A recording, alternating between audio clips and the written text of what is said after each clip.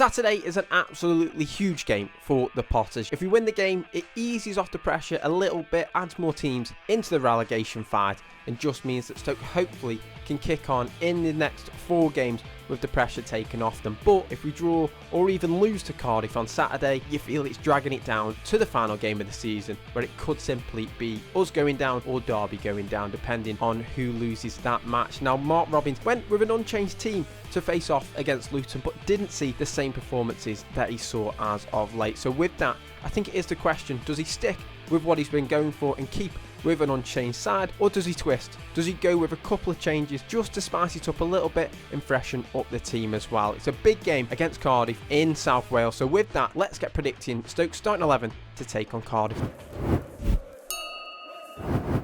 Now, it's going to be a fairly quick starting 11 predictions for this game week, because you know what?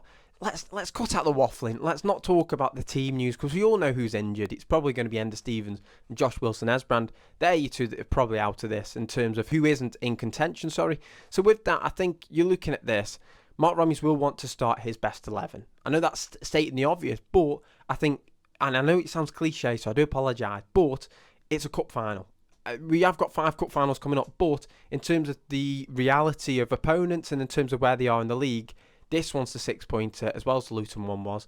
I think this is the 6-pointer that is going to dictate whether we do carry on in this relegation fight, if we lose or draw, or if we win, the pressure goes off, we go above quite a number of teams, and simply there's 3 worse teams that go down than what Stoke have been. So with that, I think it's going to be one where even if players haven't performed too well, if they've got magic in the locker, if they've shown what they're made of under Mark Robins, and Mark Robins feels he has faith in them, I think he's going to start them in this one. So with that, Victor Johansson in between the sticks. I think the only thing with Victor Johansson, he had a bit of a shaky game against Luton, which was one of the first times we've seen that from who has been our best player.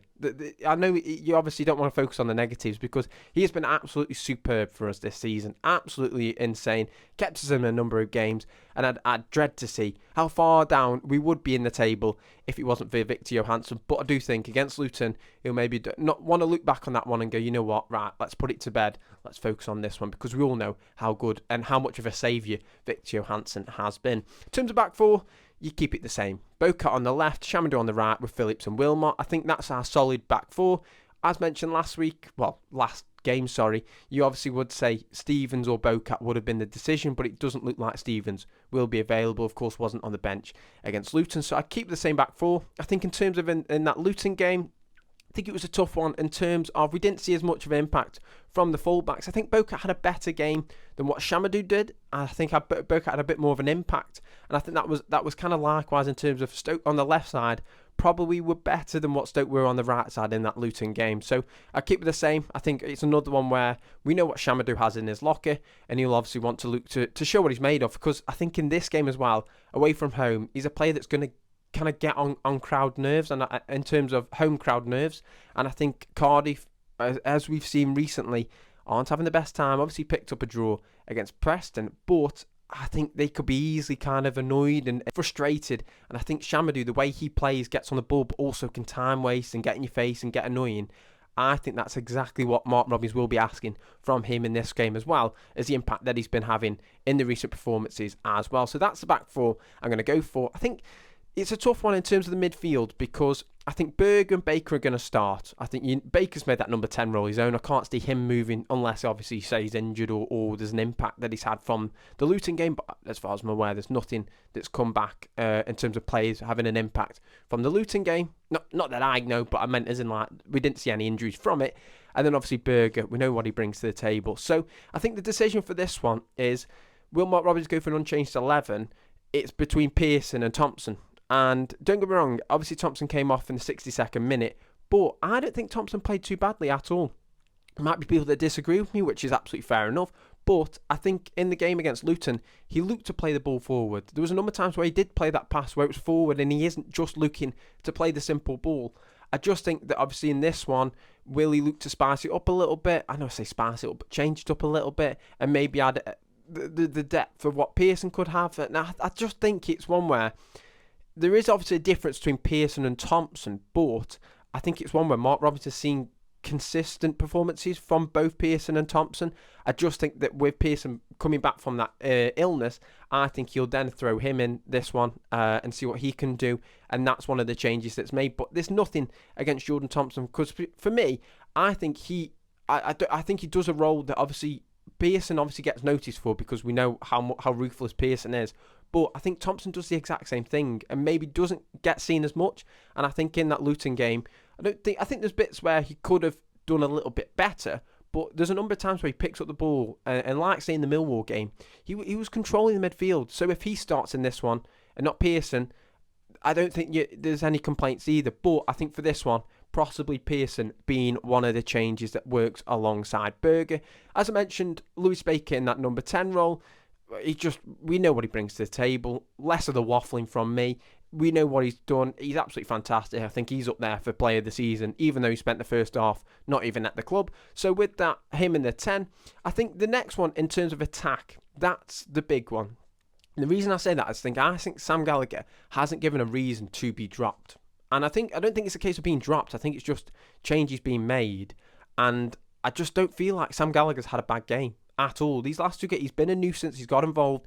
Don't get me wrong, I think Luton's McGuinness had a great game. I thought he obviously had a yellow card early on, but then bossed that defence. And I think obviously Gallagher would have liked to have won more duels, but I think he didn't lose as many as what people have kind of been saying in terms of in the air. I think that Gallagher has still been a nuisance. It's just whether will Mark Robins look to bring Al Hamady in for this one. And I think Al Hamady will come in for this one, like I predicted against Luton. I think he will come in this time around, of course, came off the bench in that Luton one. So I think he'll start. I think it's a case of, could we see Gallagher move to the wing? That's a possibility in this one. We've seen him move to the wing when Al Hamady's come to start up front. Could we see him move to the wing? I'm not too sure, but I just think that Mark Robins will view this game with Bae Jun-ho and Manouf as his two wingers. I think he'll put them two there. It does see Gallagher drop to the bench, but obviously he could come in, could make an impact from the subs bench later on in the game, say if it is still tight, and obviously his heart and threat that he can bring obviously could be much needed. But I just think in terms of your two wingers, could be Gallagher that moves there, absolutely could be. But I think out of the two in the Luton game, I think Jun-ho had more of an involvement. I didn't think we saw too much of Manouf. But I think in these games, you wouldn't drop Manouf. We know what he brings to the table. He's got that magic. I think Mark Robins is going to view this one and say, Manouf, you need to show what you're made of. You've got it in your locker. Have that impact. So that's what I'm going to go for in terms of this starting 11 for the Potters. Let me know what you think. Do you think there could be any other changes? Will he go for an unchanged 11? Because he might see that, you know what, the Luton one, right, bit of tired legs, let's go again. Or is the players knocking on the door, the likes of Al Hamady and Pearson, that could come in, freshen it up for what's a huge game for the Potters. Away on the road, of course, the travelling Stokies hopefully have something great to cheer about as well. They'll travel up in their numbers as well, and hopefully we come back with 3 points. The pressure's eased off us, and hopefully the next 4 games against tough opponents is a little bit eased. Well, hopefully the nerves have gone a little bit, but following that Luton game, it's heightened up how big this game is on Saturday. So we'll see what the starting 11 is, but until then, I'll see you guys next time.